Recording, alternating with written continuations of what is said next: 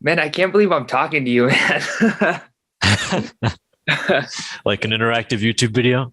Right, dude. I'm like fanning out right now because, yeah, dude, I've seen like all your videos, man, and like everything, bro. Like,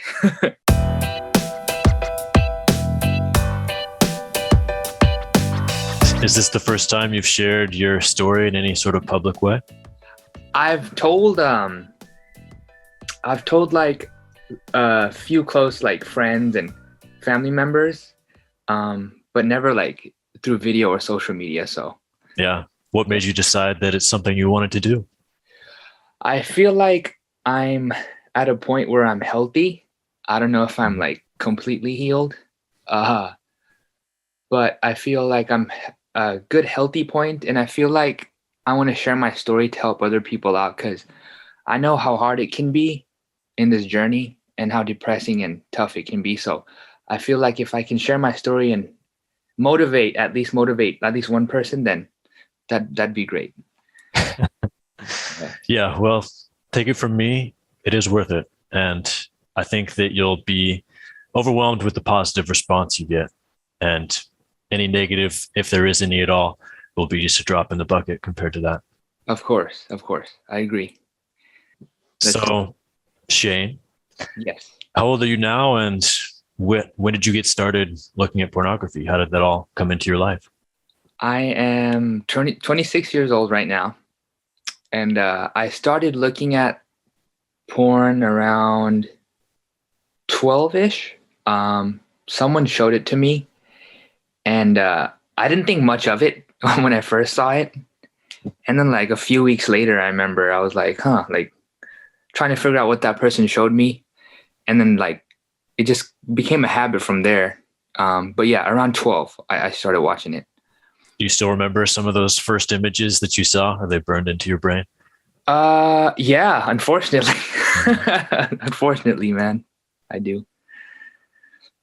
And how did that relationship with pornography evolve throughout your teenage years? So, so it started at 12, and then from there it was just nonstop up until 23, and it was daily, I'd say. Mhm. Um, except for like if I'd go on family trips or something, like I wouldn't watch it. But whenever I was home or alone, it was daily, multiple times a day. Um, and it just became a habit.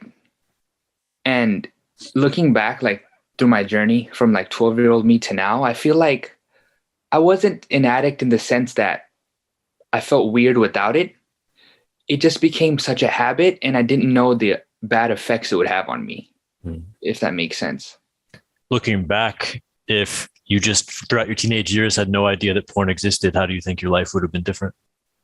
If I had no idea it existed, I think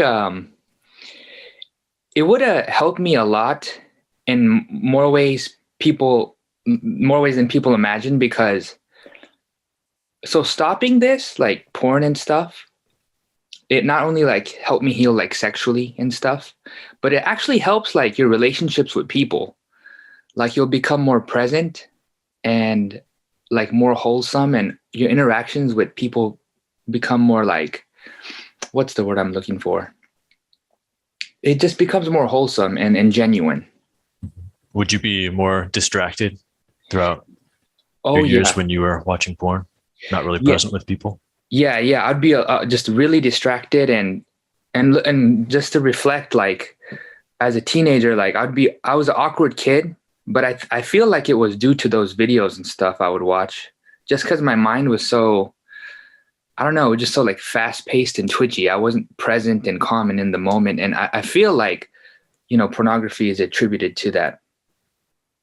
Yeah, it's hard to go from brain blasting, Yeah. super stimulation, just to regular life and thinking about how to have a conversation again and how to interact with people, especially if you're doing it several times a day, every day.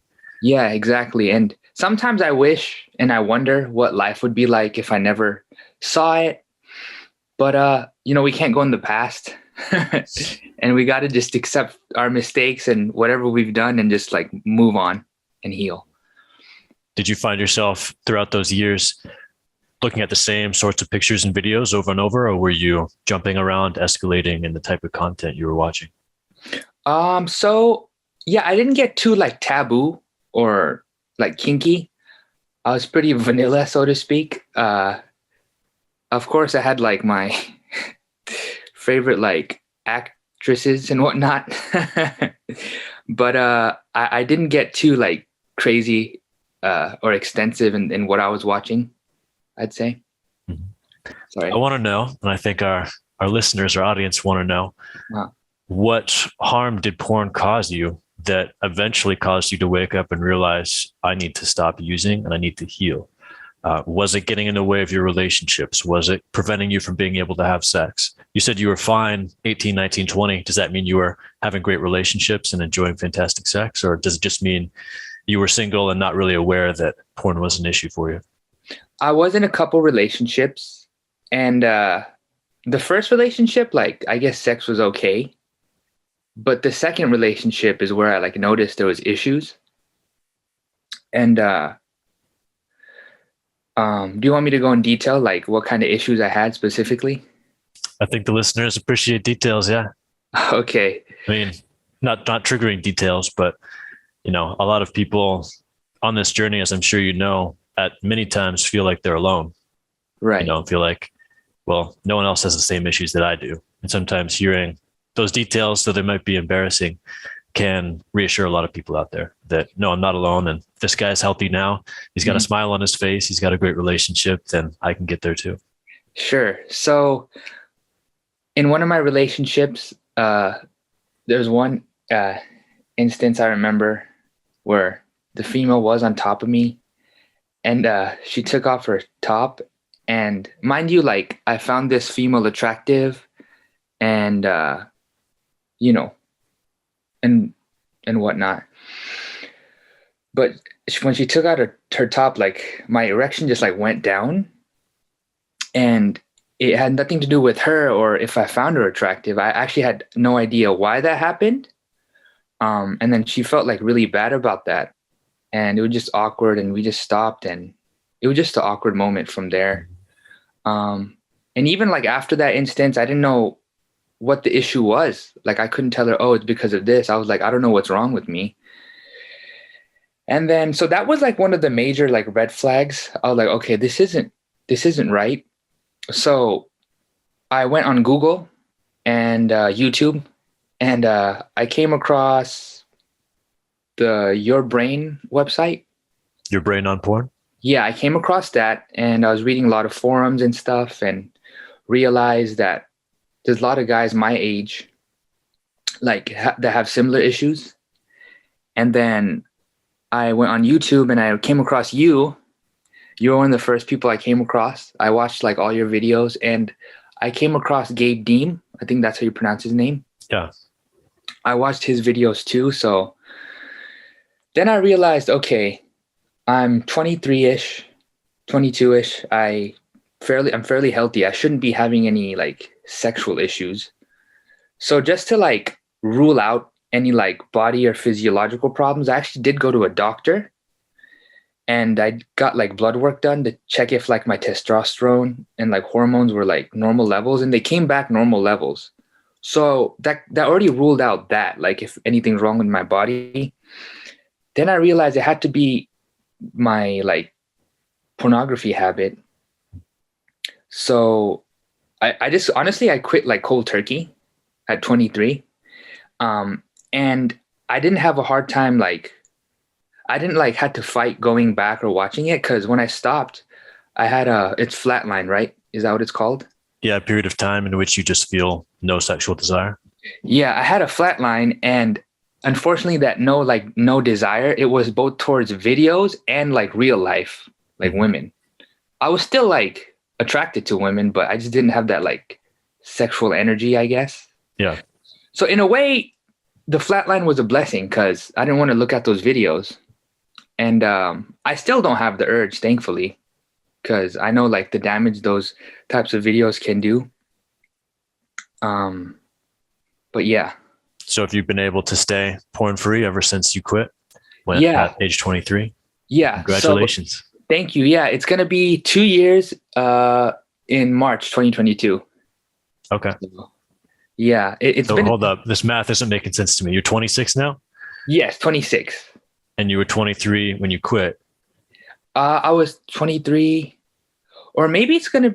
My math could be off. Maybe it could be 2 years. Oh, you know what? I just turned 26 last November. Okay. So it's like 2 years and some change, probably. All right. Yeah. Sorry, my math might be off. I tried to calculate it prior to this video, to this meeting, but yeah, it's been about at least 2 years. at least 2 years for sure. For free. Great. Yeah, at least 2 years. Yeah, and I don't ever want to go back either. And how long did that flat line last? And when did you start to see the reversal of your sexual dysfunction? Good question, man. That flat line, it lasted like for 1 year, I had like no like sexual energy, and like my downstairs was pretty dead. It was in the second year, the drive started coming back, and So it was about a year of feeling very little sex drive. yeah, but honestly, it's more like a year and a half, and I still feel like I'm healing. Like I always wonder, like, what does it feel like to ever heal, like fully? And I feel like I might not know personally, just because I didn't have a life without pornography. But I know I feel better. I feel a lot better now. But honestly, I'd say more like a year and a half, like the flatline lasted. First year was really bad, and the second year I started showing signs of improvement. And was it, do you think, just time that you needed to get out of that flat line and start showing improvement? Or was it also rewiring and practicing intimacy? So I'm aware of the concepts of rewiring and all. So I think it was time, definitely time away from the video habits. And I think fortunately, I was able to have sexual experiences and rewire within my like 2-year journey. So I think it's both of those things. The combination helped. Time away from the videos and rewiring. Were you rewiring during the flatline, or did that start after you started to feel better? Good question. I was rewiring during the flatline. I'd say even like during the peak flatline. And that was tough too, because like sex wouldn't be fun for either me or the other person. And I would have a hard time like keeping my like staying up, so to speak. Which sounds silly because I'm a young person and I shouldn't have that issue, but yeah, I would have a hard time doing that, and yeah, if that answers your question. And comparing that experience to your experiences more recently, what does that look like? How does that feel different? Good question. Yeah, so I don't have like erection issues anymore, thank God, and sex is a lot more fun, and it makes me feel more present, and it's fun for not only myself but for the other person. And I've learned like throughout this journey, like if it's not obvious, like porn is like really fake. That is not how sex works.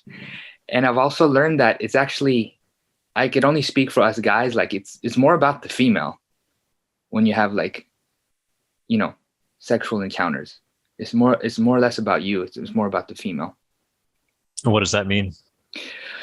You just have to, I mean, they call it making love for a reason, and it's like, because in those videos you see, it's just not, there's no intimacy and there's no making love. It's just so fast and fake. Mm-hmm. But when I say it's more about the female, like, because us guys, we get off quick and easily. Well, some, yeah. Not the guys who are dealing with delayed ejaculation, maybe. Right. That's true. But in the bed, you have to, in my opinion, take care of the female when it comes to like real life sexual intercourses. And looking back, would you do anything differently in that time since you quit? Yeah, good question. I would obviously like not watched pornography. Yeah, but in that time period since you decided to quit, Oh, Would you do gotcha. anything different with your recovery if you had to go back and do it again? No, I think I did great. Actually, I take that back. Okay. There's one thing I would have done. I wouldn't have had like sex because I didn't feel ready when Mhm. I tried during my recovery period. Like I was in a heavy flatline. I didn't feel ready a lot of the times.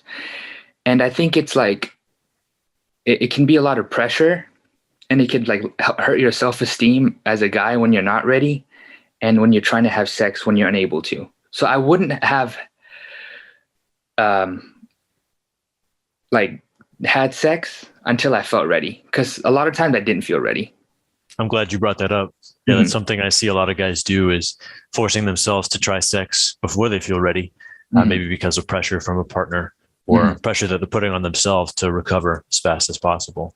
But Hmm. that can just create more negative associations with the sexual experience. And like you said, if it wasn't very fun for you, it wasn't very fun for your partner, Yeah. then maybe the better option would have been to wait until you felt that desire come back. Yeah. Exactly. Of course, if you had to wait a year and a half, that's a long time to wait. Were there moments where you were despairing, thinking that it was always going to be like this or that you weren't going to be able to recover? Yeah, definitely. I mean, like I said, the first year was super tough. No drive, like no erections, no morning erections or anything. And it was tough. I think I had like a lot of, I don't want to say all, I had a lot of the, I guess, symptoms, if that's the word. Like I didn't have morning erections. I had no drive. I had like slight depression. Mhm. So it was tough the first year.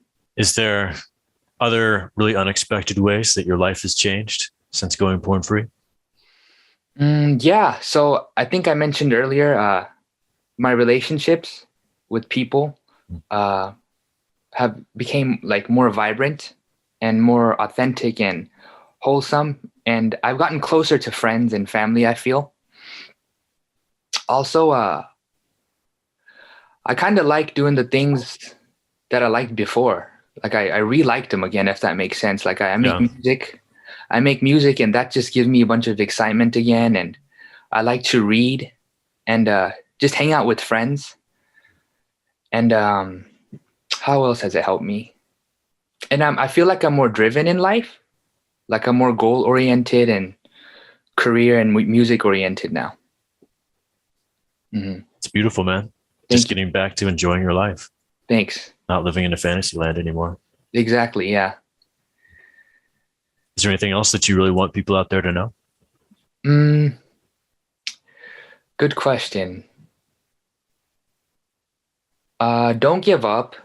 I know it's gonna seem tough at times and hopeless, but don't give up because it does get better. And don't force sex. I think that's like my number one tip because it's just gonna make you feel bad and potentially make the other person feel bad. So stay patient and go for like sex when you feel ready and don't give up. And another tip I have is continue like educating yourself, continue watching videos and articles because I know that's what like kept me afloat and gave me motivation. Hmm. And I guess the third tip is stay busy, like with healthy and positive things, whether it's like exercising or going on walks, even or reading. So I think a combination of all those things should help. Yeah, you said that you, from the time you decided to quit up until now, have been totally porn free. Obviously, not the case with everyone who starts this journey. Were Mhm. there moments where you had powerful urges, or was it just clearly in the past for you from day one? It was clearly in the past for me from day one. And I was fortunate enough not to have urges. Though, like social media nowadays, like TikTok and Instagram, like that can be kind of tricky too, because it's very Mhm. sexual.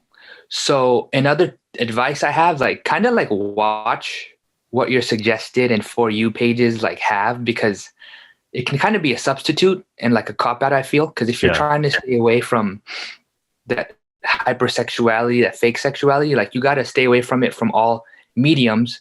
Just because like Instagram and whatnot, it's not known as like a porn thing, but it's like damn near porn nowadays. Like it's a lot of nudity and sexuality, man. So yeah, that's another advice. Like stay away from social media. At least be careful. But to answer your question, I didn't have any urges from to look at porn from when I stopped. No. Here's another question. Yeah. How do you feel about porn-free masturbation now? Is that something that you ever do? Very rarely. Very rarely I do porn-free masturbation because I'm scared. It's just like I'm just scared it'll like throw me back or something.